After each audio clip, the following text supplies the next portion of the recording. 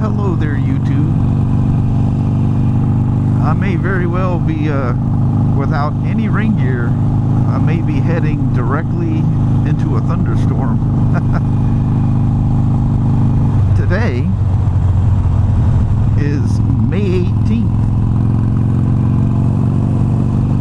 That may not mean much to a lot of you guys, but it means a whole lot to me.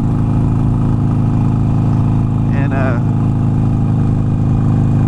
what today is an anniversary. Today is the 35th anniversary of the eruption of Mount St. Helens.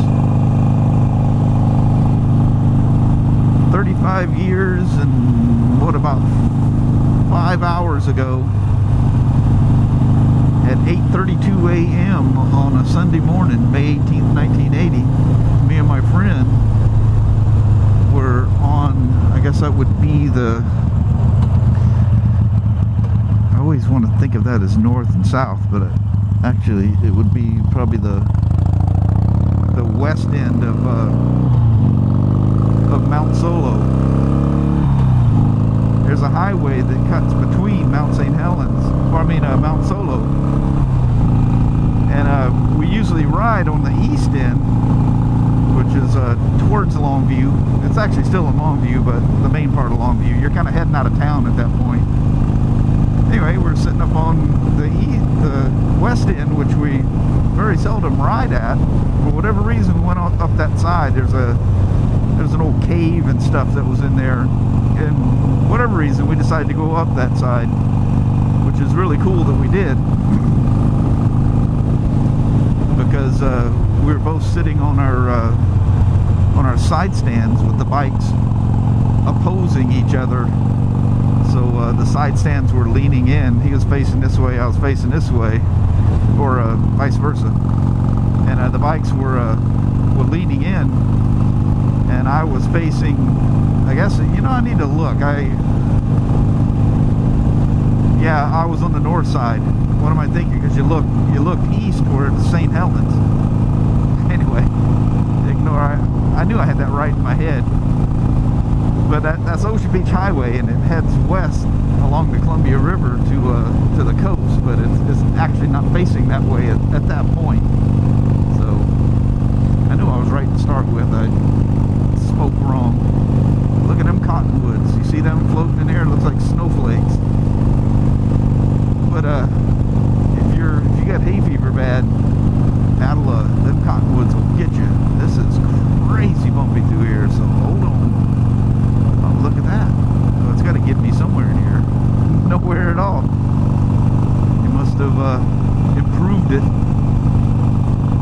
Anyway, I was actually facing west. He was facing east towards the mountain. And I think I've told this story before, but I'll make it real brief. Anyway, simultaneously, we both thought we're kind of sitting on our seats with our feet on the pegs. And any of you guys that are in the dirt bikes know that, you know, the side stand can easily sink into the dirt. But Mount Solo had this kind of a rocky base, you know, and we didn't think anything of it. But anyway, simultaneously, we thought that our side stands had sunk in the mud. And just as we were, you know, about to go psych, you know, that the same thing happened to both of us at the same time. All of a sudden his jaw just drops and his eyes just get bug-eyed. And I'm like, what the hell, you know, and I thought he was playing a joke on me, like, don't look, don't turn around now, type of a thing, you know. And I turn around and we see her bulging out towards the north. So our side stands, in fact, did not sink in the ground. It was the shaking of the earth when the mountain went off. I don't know where on the Richter scale that would be where we were, because that's about 26 miles west of the mountain as a crow flies. But at the time, there was hardly any trees up there, and we had a bird's eye, high point of view looking straight at it. And of course, we both panicked, immensely panicked, because all the threat was that, you know, this big lahar would come down down the down the Toledo, and it would flood all of Longview. Well, to get back home, we both lived up on Columbia Heights, which is about 1,200 feet or so, but Longview is about 26 feet above sea level. So, you know, all these threats and stuff that's been going on for, you know, past several months of what could happen if the mountain erupted, all that stuff's passing through our head, and we gotta go across Longview to get up Columbia Heights. Actually, there's a shorter way we could have went, but you're not thinking rationally at that time, you know. All we're thinking of is go to high ground, because we joked and talked about it quite a bit, saying that, you know, if this happens, this goes down, you know, head home, because we're high enough it, you know, it won't get us. But the other fear was, you know, the mountain, you know, blasting out and taking us all out, because, you know, our houses are, you know, 23 miles or so from the mountain. I'd have to look to be exact. Man, I am really getting pelted by bugs. Yeah, we got one in the corner there. Hopefully that's not distracting anything at the moment. I won't make this long. So anyway, we rushed home. My mom knew we took off that morning for a ride. She thought we went up to Mount St. Helens, but in fact we didn't, because Dean hadn't got his license yet. So we take railroad tracks and sneak over to Mount Solo and ride for the day. And we'd left early that Sunday morning. There'd be no police, or very little police, so, you know, when we bombed through the neighborhoods, you know, he had a less chance of getting caught. But whatever the case, we seen her go off, rushed home, scared to death. My mom thought that we had rode up to the mountain, because we were riding up there all the time, going up to the red zone, you know, where they'd stop you once you got to the 10-mile mark, which is now right before the Hofstad Bridge. Before, it was way down in the valley, because that's where the highway used to be. So where you see the sign, or where the 10-mile mark is, you know, heading up there this way anyway, is totally different than what it was, you know, prior to May 18th. But all that is about where that 10-mile zone is probably 600 to 1,000 feet under mud. That valley just literally filled itself in. But anyway, if you were listening to previous vlogs talk, if I use any of those first, I was talking about Kelly and I going up together doing a dual vlog. But she went and got all these damn ceramic template things that are, it's these weird, I don't know what they call it. It's like what sheetrock's made out of. And these templates, no way, oh no, it's not that. But anyway, these things are about 25 pounds a piece or so. They're pretty heavy. And it's ceramic molds. Her and her friend are into doing all these ceramic things. And she went and picked up some of these molds that her friends, they're kind of splitting them up. Anyway, she killed herself doing that, so she's all sore and tired and just didn't feel like coming up here. So I decided, well, what the hell, I'll just, instead of taking the spider up, I'm going to a rough and raw area that was very rough and raw, extremely rough and raw 35 years ago today. And so I figured, why don't I take the rough and raw iron? You know, I joke about this thing being all rough and raw. It's actually quite comfortable to ride. I don't know that I would be like I've seen several others and take it across country, but I mean, it's very doable. I've ridden some pretty great distances on motorcycles that were way less comfortable than this iron, I can tell you that, through the years. And you know, despite having the mid pegs, and I usually use the passenger pegs as I'm riding along, you actually stretched out pretty good on one of these. Have you ever ridden one with the forward pegs? They're actually quite roomy. I get asked a lot, you know, hey, I'm, you know, 6'3", would I fit an iron? And, hell yeah, you'd fit an iron, even with the mid pegs. You know, know, I'm 5'8", my legs are slightly pointing down. They feel a little high and oddly placed to me, but I prefer them over the floor pegs. But if you're a tall guy, the forward control kit that Harley or other manufacturers sell, I would definitely go with the Harley. It's all factory. But they make these things quite roomy. And as far as, you know, my arms are damn near stretched out holding onto the bars. You know, there's not much of a kink in my elbows. So seating the bar and stuff, it's quite roomy. You know, everybody talks about what a small bike it is. Well, it's really funny when you set it next to other bikes. It's not as small. Everybody's just got it in their head that it's you know, this little 900 twin Sportster, and it's a tiny bike. It's actually very comparable to a whole lot of motorcycles. So, you know, she's not a powerhouse or nothing like that. Not real fast. I think 110 is about all you'll go out of it stock.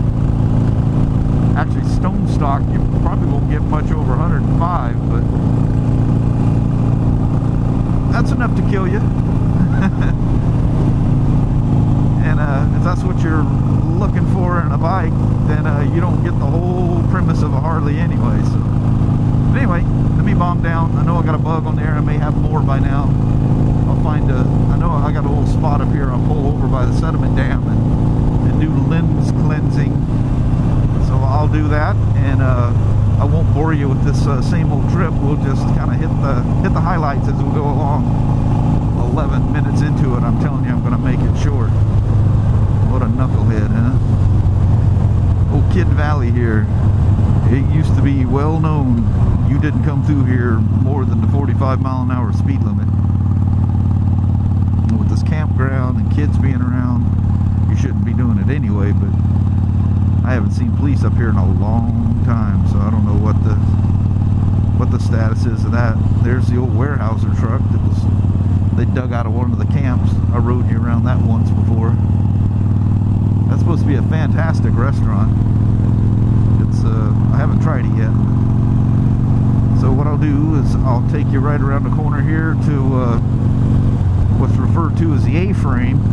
It's a house that, well, it exists only in its presence. It's not a livable house, but it's a pretty famous little tourist spot when you come up here. And it's got that huge statue of a Sasquatch or Bigfoot. This is that little road that Dean and I ran out, and I had to throw down my XV920R to keep from plunging into the river. What a crazy day that was. Not many times I've had to throw a bike down to save myself, but that was one of them. I don't know if you can make out any of that, but there's the A-frame there, and there's old Sasquatch, the statue sitting right there. So, lane close ahead. Maybe we had a slide. I'll let you hang on here right quick. I have the ability to edit stuff. We could have something cool, and I see a stop sign facing me here. We're just doing some power line repairs of sort.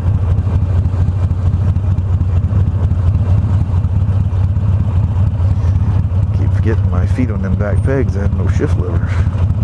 I'm in like 10th gear here. I hate shifting them all the way down when you're sitting still. It could be anything, just doing an upgrade, or a tree fell and knocked something over. It's hard to say what happened.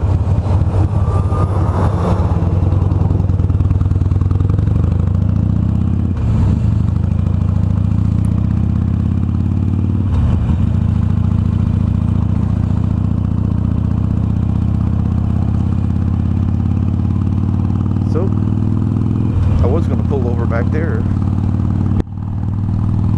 And now I'm going to do my original pullover spot up the hill here a little bit at the sediment dam entrance. This is that turn. This is where the eagles do this weird tornado thing out here, doing some kind of a weird mating ritual of some sort. But anyway, I was smart enough to bring some cleaning supplies and stuffed them in my pocket so I can clean the lens on here easy, and I hope you're not staring at a bug. But I'm going to do that, and I will talk to you guys later on. Oh, look at that. That's what they're doing. Brand new foam poles. Look, those don't even have wires on them yet. So, anyway, we'll talk at you later. We'll see ya. Bye. Okay, I cleaned the lens off there. There's actually more crap on there than I thought. Got some ricochet gungy that came off the fairing or something. But this ride may be cut way short. The thunderstorm I made mention of looks like it could actually be over the mountain at the moment. I may actually be hauling ass back home. Like I say, I have no rain gear of any kind, because there was a threat of a thunderstorm, but I mean, the skies were all blue. I looked east over here and I could see some clouds, but it didn't look like a threat. And it's not that long of a drive up here, so I figured, what the hell, I'll chance it. I didn't want to wear some old heavy coat. Did I already get tagged by something? Good Lord. Usually there's enough of a kick off of that little quarter fairing to keep the bugs off of me. But that polarizer filter is huge. Dadgummit. I don't think I'll be making it all the way to Johnston Ridge like my initial plan was. Good Lord. They logged some more stuff since I've been up here. I was just up here on the F3. Look, that whole hill is gone. It actually kind of looks cool, to be honest with you. Well, that bug probably just ricocheted right off the lens. Amazingly, it did. I don't know if you guys seen that hit. Hit center. It looked like it shot right up in my camera. So anyway, I'll pop in and out as we go along here. Well, I can let you ride. You probably get a good look at this storm, see what I'm in for here. In fact, that's threatening enough that it's probably already raining up at Elks Rock. Wow, now that was a big old hole. Felt the suspension top out. I mean, the ground just left out from under me there. Good thing these things are very stable. Because some of the shit I've hit with one hand on the handlebars could be devastating on most bikes. So I wonder what kind of weird frame geometry Harley does. I mean, you can hit some crazy stuff on a Harley, and they just track true, straight and true. That was a bush. So I've been talking about bobcats. I've seen geez, in the last couple months I've seen several of them. So I did a look up on them just to see how big those things get around here. Geez, they get up to 49 inches long and 2 feet tall. Wow. So yeah, they get pretty damn big. Nobody looks like they're wet or anything. I'm actually smelling rain now. Wow. I'm going right into it. This may be a total bust. And the one other thing is, you know, I better pull over here at Hofstad. It's raining before the mountain there. Oh yeah, that is dumping in that valley. It's Elk Rock is just completely inundated with rain. Elk Rock is that tallest point you see over there. Well, I won't be doing this today. Ain't that a bummer?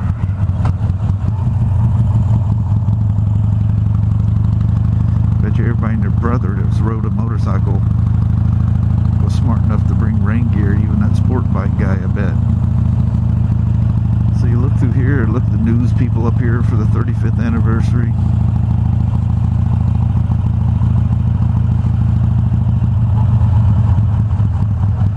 I'm sure they're up here doing interviews and whatnot. I wonder if I should even risk stopping here for very long. Yeah, I got the news crews. God, that was if I'd have known, I'd have caged it up here. Bummer. Yeah, I've got stuff that can't get wet, including this camera. Well, it didn't start out as a skeleton cage, but it is now. So all them planes flying around up there. Yeah, Elk Rock is completely covered in rain. That is... Oh yeah, she's moving this way. Bummer.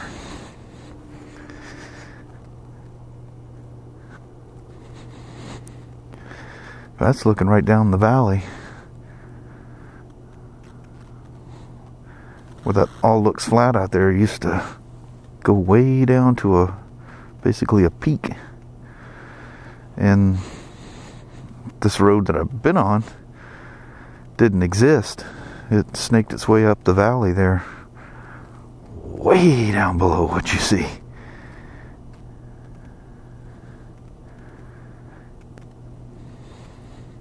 Damn.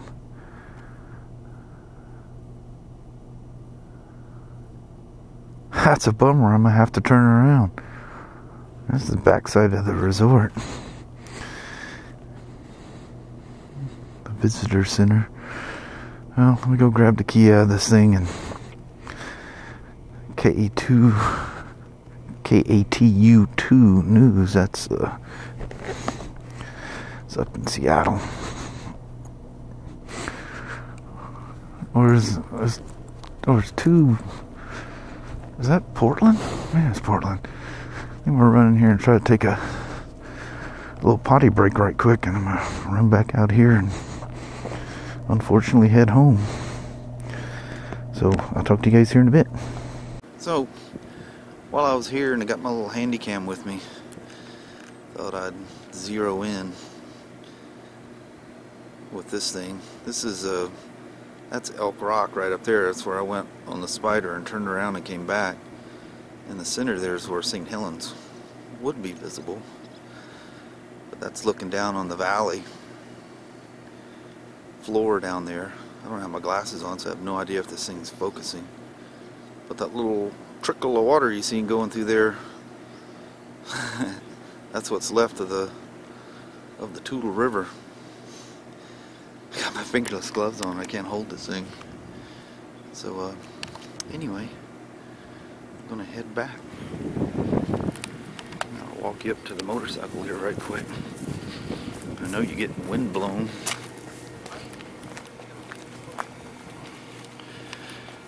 You can see what the iron looks like sitting out here. There's my backpack and my iron and my helmet. All my general stuff. Looks like the news people about to come out and do some entirely views. Anyway, I'm gonna stop. Well, that's kind of unfortunate to drive up here on the 35th anniversary and not only not make it up there, but not even see the mountain. Bummer days.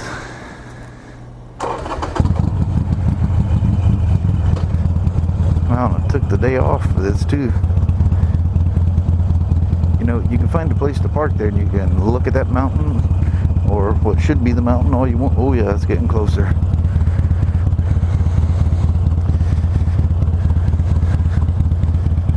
Oh, look at that.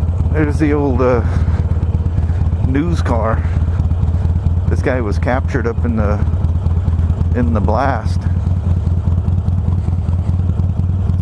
That car was up by the mountain 35 years ago today.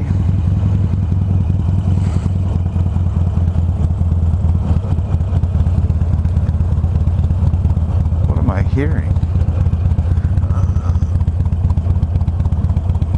Jet or something.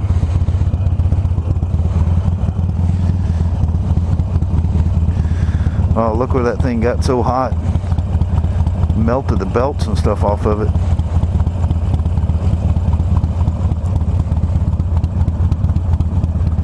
This gentleman, to my knowledge, didn't survive, if I remember reading the sign correctly.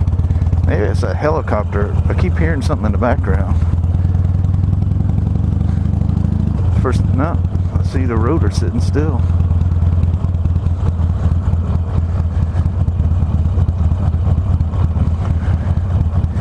Yep, the old rains are moving in. What a bummer.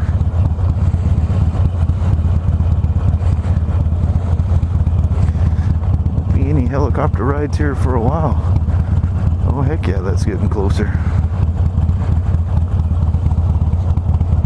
Looks like the same helicopter from a couple years ago when I got the iron I rode up here. I think it was a couple years ago.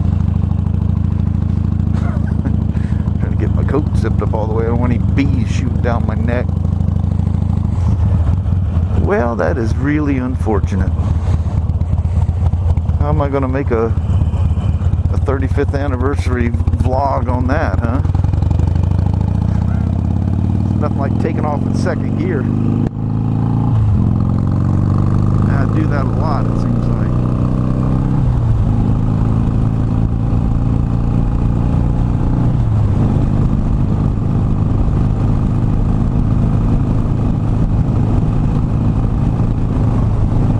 What a bummer, because it's all nice and blue skies coming back. Just gorgeous.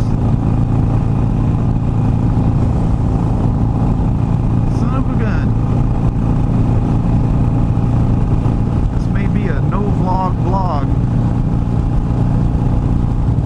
Hell, if I thought there was a chance of the rain, I'd